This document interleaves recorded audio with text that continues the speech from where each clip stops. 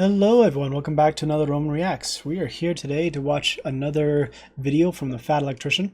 I've been liking more and more of his content of late and been doing more of those.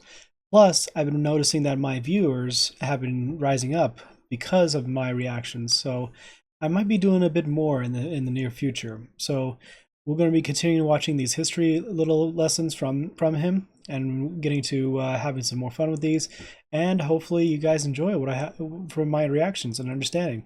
So yeah, let's just dive on in, shall we? So uh, America obliterates half of Iran's navy in 8 hours. Operation Praying Mantis.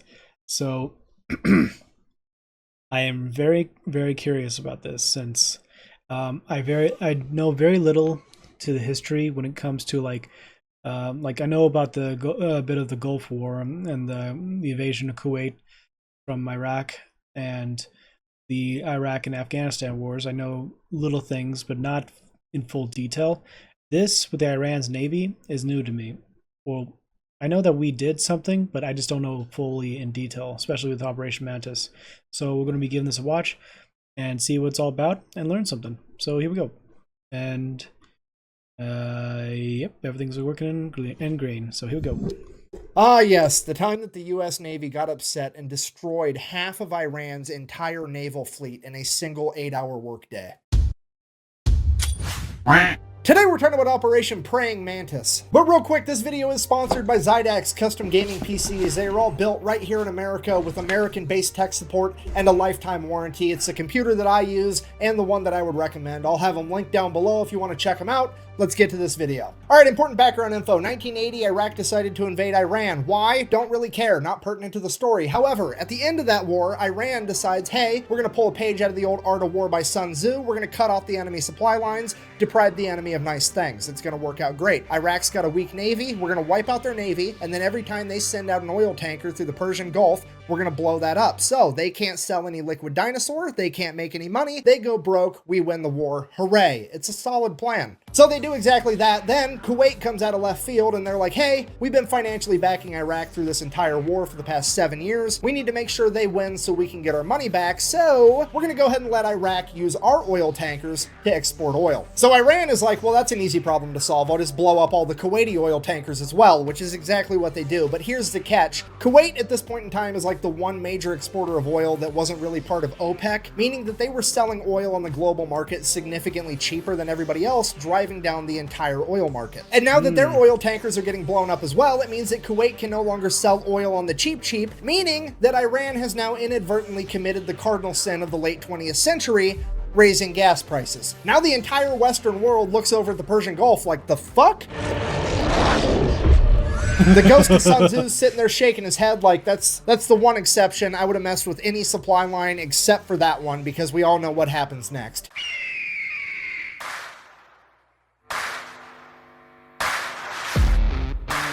Wait. Yeah, America then proceeds to... Hold on. Sorry. All the others. In God we trust. All the others. Okay. No. Yeah, America then proceeds to assemble the largest naval convoy operation since World War II, send them into the Persian Gulf to protect Kuwaiti oil tankers. It is at this moment that Iran should have been like, well, that's unfortunate, time to figure out plan B, because this obviously is not going to work out. However, they decide that they're going to double down. What they're going to do is they're going to take a bunch of magnetic underwater mines, and they're just going to spread them out all over the Persian Gulf in international waters, and that's not going to have any consequences at all. So fast forward, April 14th, 1988, the USS Samuel B. Roberts, a guided missile frigate, which is basically brand new at this point. This is like its first big operation, is out there escorting a Kuwaiti oil tanker, and it runs into a minefield, hits a mine, blows up the keel of the ship. The keel is this bottom part right here. It like supports and stabilizes the structure of the entire ship, and it gets blown completely in half. At this point, The only thing holding this boat together is the actual deck. 1 second, everything's fine. The next second, there's a 15-foot wide hole in the bottom of your ship. Everything's on fire and water is rushing in. The USS Samuel B. Roberts took on half of its weight in water in the first minute. This is a catastrophic amount of damage that would sink 99% of ships, but as fate would have it, the crew of the USS Samuel B. Roberts had already been winning competitions for having the best damage control crew in the Navy. So the entire crew gets to work. They're putting out fires, they're plugging holes, they're literally cinching the hull together with steel cables trying to stabilize it because the only thing holding it together is a deck at this point. Over the course of the next 5 hours, the entire crew fights their ass off and somehow manages to get the situation under control and limp the ship all the way back to Dubai where they can get it to a port. And the most incredible part of all of it, not a single American was killed, only 10 men were injured during the fire and the initial explosion. Wow. So the crew survived, the boat's basically completely destroyed. Then America sends in an underwater crew, figure out what happened. They find the remnants of the mine, they check out the other mines. Yep, they're Iranian. At this point, now somebody has to inform the president because this is a big deal. And the president at this point in time is, let me check my notes, fucking Ronald Reagan. I'm from the government and I'm here to help. So they go ahead and they brief Ronald Reagan on everything that happened. He's super happy that everybody survived, and he's like, okay, well, here's what we're going to do. We're going to issue a proportional response. And what the U.S. Navy heard was, awesome. All right, so here's the plan. Iran currently has 3 oil rigs in the Persian Gulf that are not being used for drilling oil, but as military bases for their naval operations. So the U.S. Navy is going to go ahead and take out all 3 of those. Now, I don't really know what the guided missile frigate to oil rig exchange ratio is, but we're going to go ahead and err on the side of caution and say that it's not quite proportional enough yet. So Iran also really only has like 2 modern naval vessels. That's the Iranian frigate Sahand and the Iranian frigate Sabatland. They're going to go ahead and take out at least one of those, maybe both. We'll see how proportional they want to get. And then by the time they get all that done, that should be a nice 8-hour workday. It'll be time to clock out and go get some ice cream. So in order to get all this done by quitting time, they're going to go ahead and establish 3 different surface attack groups. Each group is going to have 2 destroyers and 1 bonus ship. That bonus ship is either going to be an amphibious landing ship or a frigate. Either way, they're all going to be identified as Bravo, Charlie, and Delta. Bravo group is tasked with taking out 2 oil rigs. Charlie group is tasked with taking out the 1 remaining oil rig. And Delta's mission is to go hunt down those 2 frigates and take them out. And then just for insurance purposes, we're also going to have the USS Enterprise parked right outside the Persian Gulf to provide air support, you know, in case we need it. So April 18th, 1988, 4 days after the mining of the USS Samuel B. Roberts, Operation Praying Mantis goes into full swing, and Bravo Group shows up at their oil rig first. At which point they radio over to the oil rig and inform them that they will be blowing it up in 5 minutes and that they should all leave. So a bunch of people start leaving. They hop in tugboats and take off. Bravo Group, seeing that they're making an honest effort to actually evacuate, agrees to give them 15 more minutes. So fast forward 20 minutes later, they send out another radio message, hey,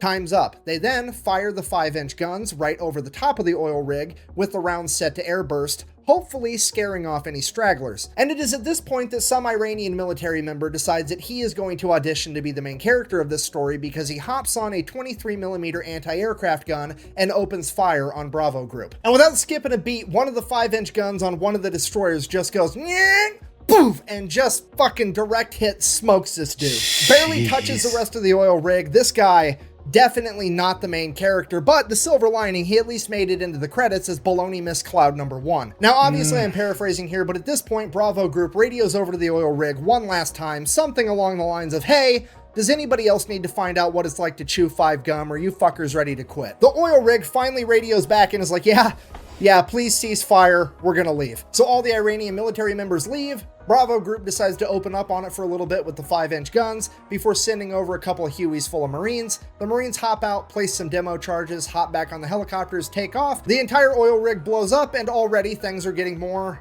proportional.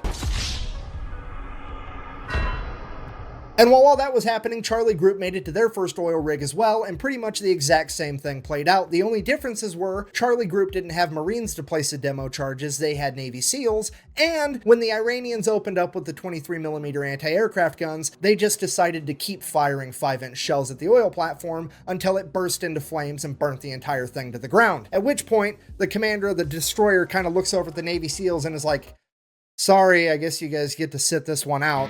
Oh, mission got canceled? Good. And while all that's going down, Bravo Group's already making their way over to the third oil rig, at which point they pick up something on radar, and it's definitely another enemy ship headed right towards them. And at this point, you have to remember, this is the late 1980s. None of the American sailors have seen naval warfare on this scale. The pucker factor is on. They are getting harpoon missiles ready, and they are about to get in like one of the biggest naval fights since World War II. At which point, whoever's in charge of Bravo Group decides to take a deep breath, and they're like, okay, let's send up a helicopter real quick just to verify that it's actually an enemy ship. So the helicopter goes up, radios back to Bravo Group. It's definitely a warship, but it's a Soviet destroyer. At which point everybody's like, what? What is happening right now? So they radio over to this Russian destroyer and they're like, what are your intentions? And the Russian commander radios back in broken English. I swear to God, this is a real quote. I'm just here to take pictures for history. Look, I know that I bash on the Soviet Union and communism every single chance I get, but this time around, I gotta give it to them. These guys know how to party. Just straight up rolling into the middle of the largest naval operation since World War II to eat popcorn and watch. It's incredible. At this point, Iran finally figures out that there's something going on, but they don't really know what, so they just begin attacking any ship they can find, and the first ship they found was a civilian cargo ship called the Willie Tide, that they begin attacking with Boghammer-style speedboats. So the Willie Tide radios for help, the USS Enterprise responds by sending up a bunch of A6 intruders, as well as F-14 Tomcats. The A6 intruders show up, start dropping cluster bombs, they end up hitting one of the speedboats and scattering the rest. The civilian cargo ship is saved, hooray, cutting back to Charlie Group. Now there's an Iranian fast attack ship coming right at them. So they radio over like, hey, yeah, we're kind of going around blowing up all your stuff, but also we've got a very specific list. You're not on it. So how about you just go away and we'll forget we saw you. The Iranian fast attack ship messages back, sounds good, we'll do that. And then they just keep driving right towards them. And then this Iranian fast attack ship gets within like 15 miles of Charlie Group, which is like point blank range for a naval battle. Charlie Group radios again, dude, what are you doing? To which they respond, I'm following orders. And then they proceeded to lock their radar on Charlie Group, which Charlie Group can see. At which point Charlie Group immediately launches 5 missiles directly at the Iranian vessel. The Iranian vessel fires a harpoon missile back at Charlie Group. Both groups now have missiles in the air screaming towards one another. The Americans launch countermeasures, shooting up chaff rockets that end up catching the harpoon missile, detonating it in midair. The Iranian vessel, on the other hand, did not have any countermeasures capable of stopping the newer technology behind the American missiles, and it would end up getting sunk pretty much immediately. Then, before anybody can really even fully digest what just happened, radar picks up 3 Iranian F-4s screaming towards Charlie Group. Charlie Group then turns, fires a bunch of surface-to-air missiles at the F-4s. The F-4s see them coming. They're like, oh shit. They pop a U-turn and try to outrun them. F-4s, while they are extremely fast, can't outrun missiles, so one of the missiles ends up blowing a wing off one of the F-4s. Now America has taken out an entire naval vessel and an F-4 that they did not plan on taking out, and it's throwing off all of our proportions. And because of that, American leadership orders Bravo Group to stand down. We're not going to go take out that third oil rig. And right as soon as that order gets given out, Delta Group chimes in, is like, hey, we found that frigate we were looking for. So now nobody knows what to do, because on one hand, things are already getting out of control, but on the other hand, we really want to take out these frigates. So American leadership decides, well, we might not even have to make a hard decision. Maybe that's not even the frigate and the radar's wrong. Why don't you go ahead and send a couple A6 intruders over, do a flyby. They can verify that it's actually this new modern frigate, and if it is, we'll make a decision from there. Or so they thought, because the A6 pilots are about to decide that they are in fact the main characters of this story. You see, the USS Enterprise and its aircraft aren't really supposed to be doing a whole lot. They're more or less just there for insurance. In fact, they're only allowed to engage the enemy under one of 2 conditions. 1, the President of the United States signs off on it, which is actually what happened with the speedboats earlier, or 2, they get fired upon first. So they got told to go fly by this boat to verify that it is in fact the new modern frigate, but they didn't get told how to fly by the boat, so they drop down 50 feet above the water and just gun it, and they buzz the entire ship. So the ship opens fire with its AA guns, but these planes are so low to the water, the AA guns can't actually aim down low enough, so all the anti-aircraft fire goes right over the top of them. They continue to stay low enough till they get out of anti-aircraft gun range, and then they pull up, at which point the ship launches a bunch of surface-to-air missiles at them. They drop chaff as a countermeasure, takes care of those, no big deal. They then go around, do a U-turn, send a radio message to this frigate, I'm going to sink you now. Which they can now legally do, because remember, the ship fired on them first. victim to one of the classic blunders. So the A6 fires an anti-ship harpoon missile, and the second they pull the trigger on that, the fire control team from the USS Enterprise is like, what the fuck are you doing? We're not supposed to be killing things yet. And the A6s are like, look, they fired at us first. Them's the rules. And the USS Enterprise is like, holy shit, okay, I guess. Let him have it. Then the harpoon missile finally makes impact. It's a bullseye. The A6s do a U-turn, go, drop another 500-pound laser-guided bomb right through the deck of this frigate, fly past it, do another U-turn, come back, drop a 1,000-pound bomb on it. Then they radio over to the Enterprise and like, yeah, it's definitely gonna sink. We're gonna head back. So the A6s take off, headed back to the Enterprise, and like 5 minutes later, Delta Group shows up with their warships and begin firing on the already sinking frigate. They hit the magazine, the frigate explodes, rapidly sinks to the ocean floor. At this point, naval leadership is like, okay, Jesus Christ, everybody stop killing things. We need to figure out what all happened. We got to keep this proportional, remember. Proportional. So they start radioing back and forth. Everybody's figuring out what everybody did, if anybody's hurt, what's going on, the whole story. And then as the A6s are making their way back to the USS Enterprise, guess what they happen to fly past? The other modern frigate. So now the entire US Navy's looking at this last frigate like SpongeBob looking at a jug of water. I don't need it. I need it!